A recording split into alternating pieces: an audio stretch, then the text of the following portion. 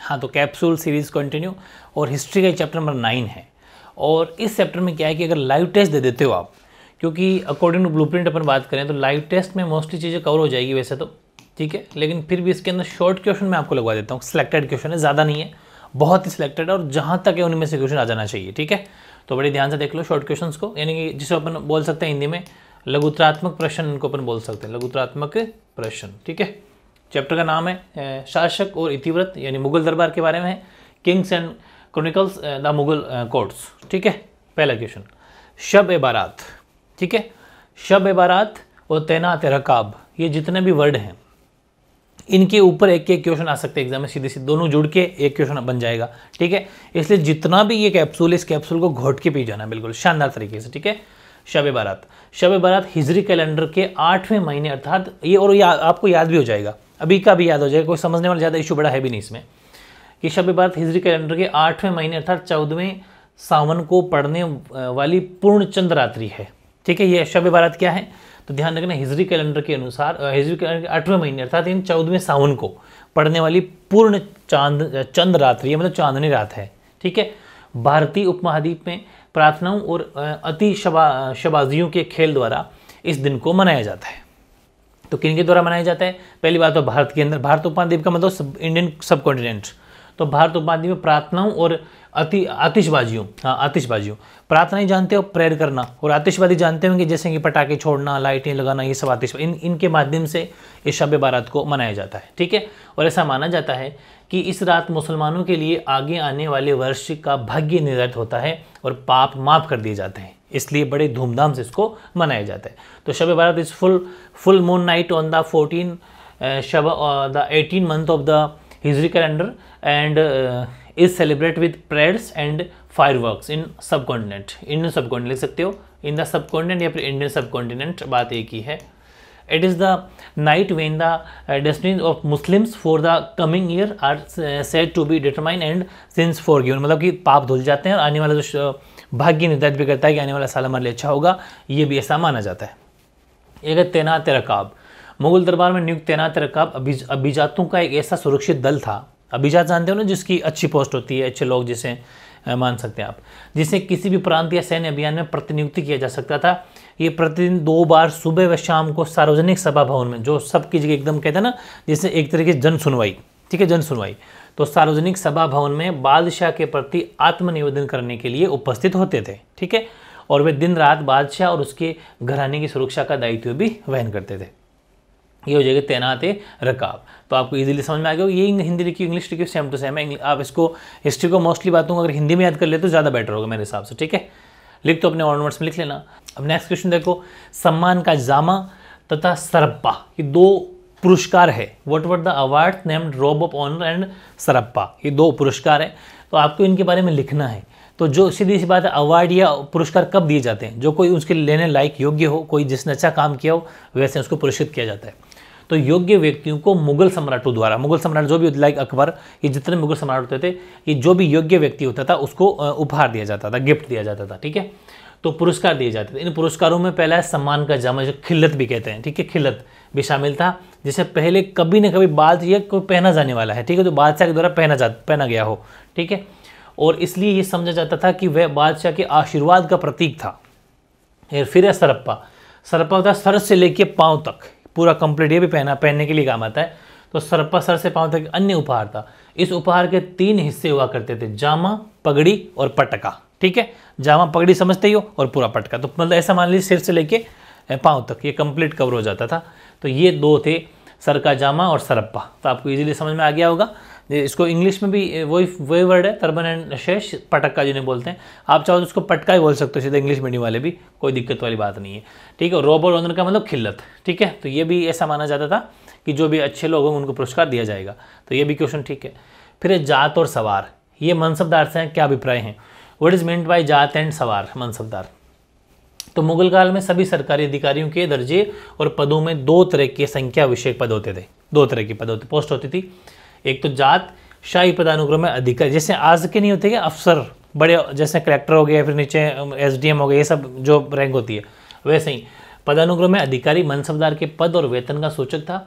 और सवार ये सूचित करता था दो है ना, जात और सूचक, एक तो जात है एक सवार है, ठीक है। तो जात का मतलब क्या हो गया, जात है ना वो शाही पदानुक्रम में अधिकारी यानी मनसबदार के पद और वेतन का सूचक था, और सवार ये सूचित करता था कि उसने सेवा में कितने घुड़सवार रखना है। घुड़सवार का मतलब घोड़े, ठीक है, घोड़े चलाने वाले घुड़सवार रखना अपेक्षित था। 97वीं शताब्दी में 1000 या उससे ऊपर जात वाले मनसबदार अभिजात उमरा कहलाते थे, ठीक है। जिनके पास में 1000 या उससे अधिक जात हैं तो उसका मतलब वो उमरा है, ठीक है, वो उनको उमरा बोला जाता।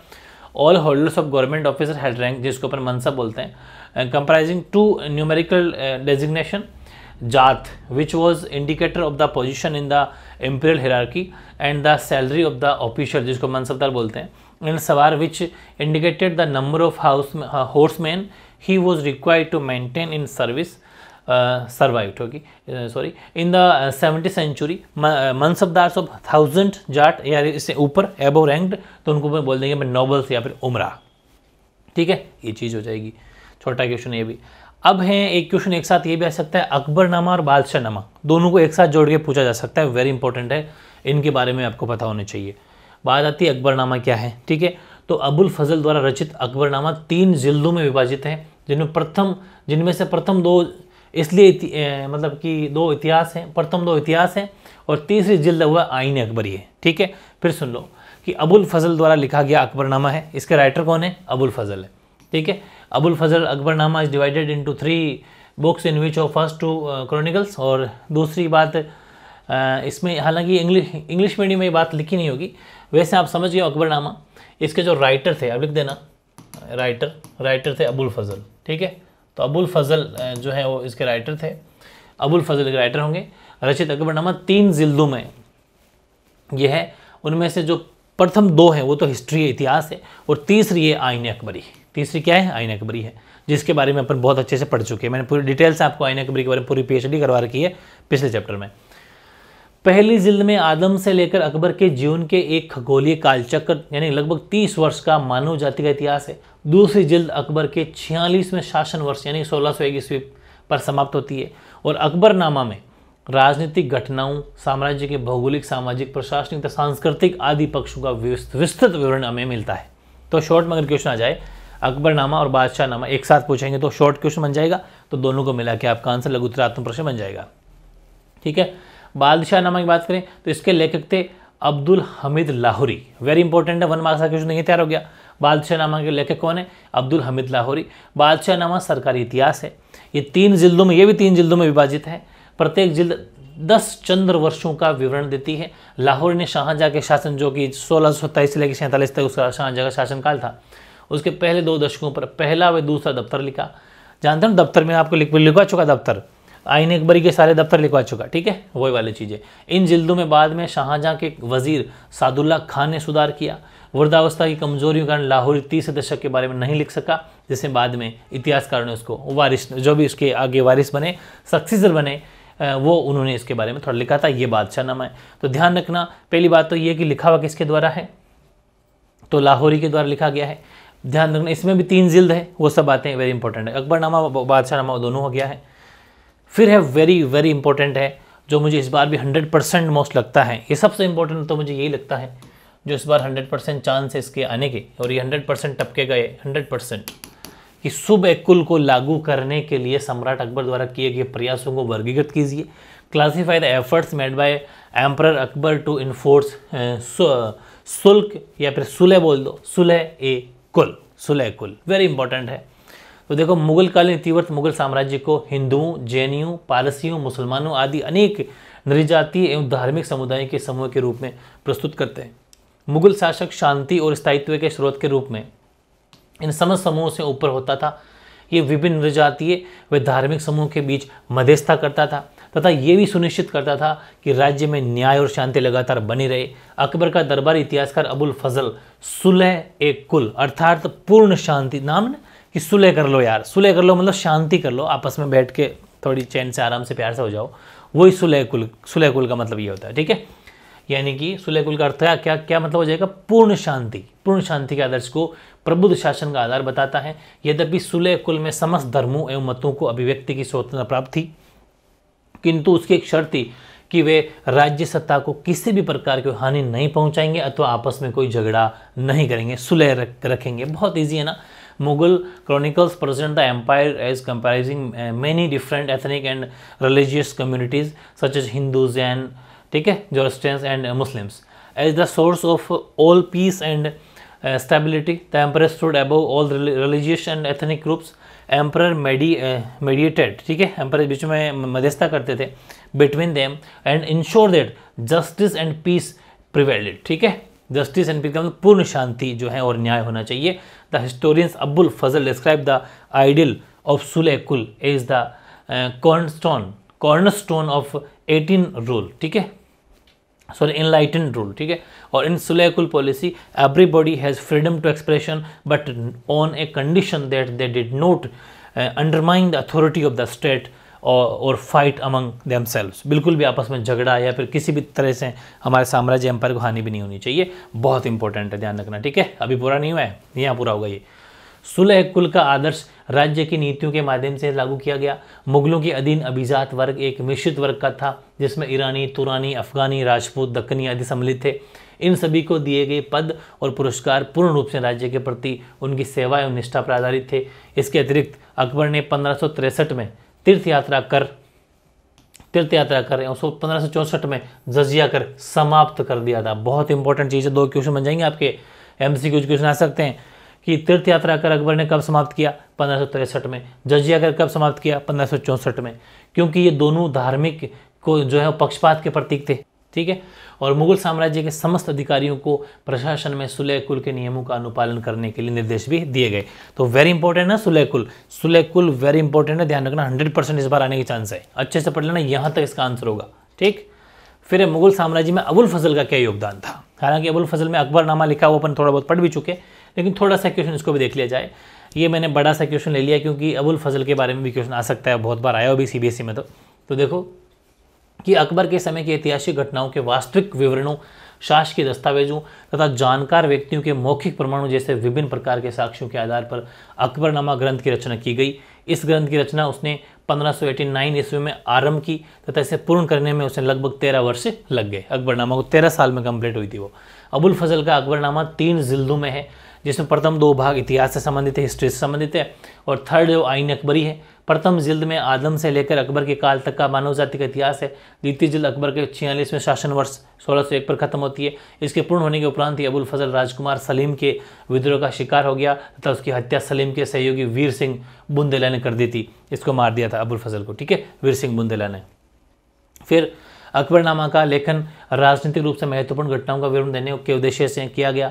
अकबर के साम्राज्य की तिथियों तथा समय के साथ होने वाले परिवर्तनों के उल्लेख के बिना ही भौगोलिक, सामाजिक, प्रशासनिक तथा सांस्कृतिक सभी पक्षों का विवरण प्रस्तुत करने के अभिन्न तरीके से इसका लेखन है। अबुल फजल की आईन अकबरी पता ही आपको, मैंने पिछले क्लास में पिछली चैप्टर में शानदार पढ़ लिया अपने।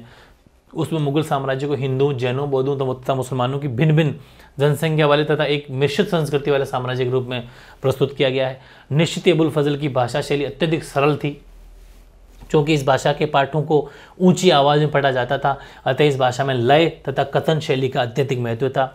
इससे भारतीय फारसी शैली को दरबार में संरक्षण भी प्राप्त हुआ, यानी जो इंडो पर्शियन स्टाइल है उसको भी ऐसा माना जाता है कि इन दरबारों, मुगल दरबारों में मतलब शरण मिली, एक तरीके से उनको भी थोड़ा संरक्षण मिला, ठीक है। तो ये भी इंपॉर्टेंट चीज़ हो जाती है। और एक छोटा सा टॉपिक लास्ट मैंने और लिया, फतेहपुर सीकरी। कहीं से भी क्वेश्चन घुमा फिरा के इसके बारे में आ जाए लिख देना फतेहपुर सीकरी, कि अकबर ने 1570 के दशक में अपनी नई राजधानी फतेहपुर सीकरी में बनाने का निर्णय लिया, ठीक है। तो नई राजधानी 1570 के अंदर फतेहपुर सीकरी, ठीक है, जिसका कारण संभवतः ये माना जाता है कि अकबर प्रसिद्ध सूफी संत शेख मोइनुद्दीन चिश्ती का मुरीद था, जिनकी दरगाह आपको पता ही, शेख मोइनुद्दीन चिश्ती की दरगाह कहाँ पर है, अजमेर के अंदर, ठीक है। फतेहपुर सीकरी अजमेर जाने वाली सीधी सड़क पर स्थित था, पहली बात तो ये।